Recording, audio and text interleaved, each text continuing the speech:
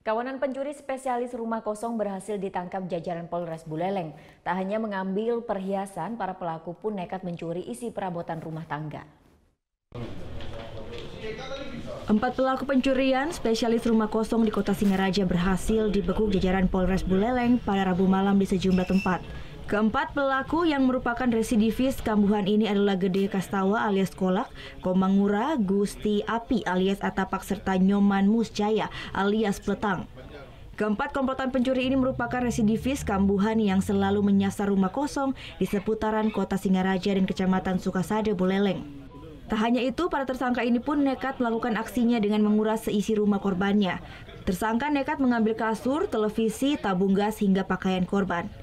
Aksi ini dilakukan pada malam hari di saat rumah dalam keadaan kosong dari penghuninya. Jadi kasus curanmor itu kemudian penyidik mengembangkan karena sudah curiga dari awal memang karena Kolak ini kan residivis.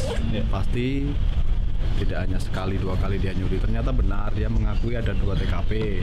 Satu curat di daerah Sukasada, dia mengambil TV, kemudian kulkas, kemudian juga mengambil kasur, kemudian beberapa baju.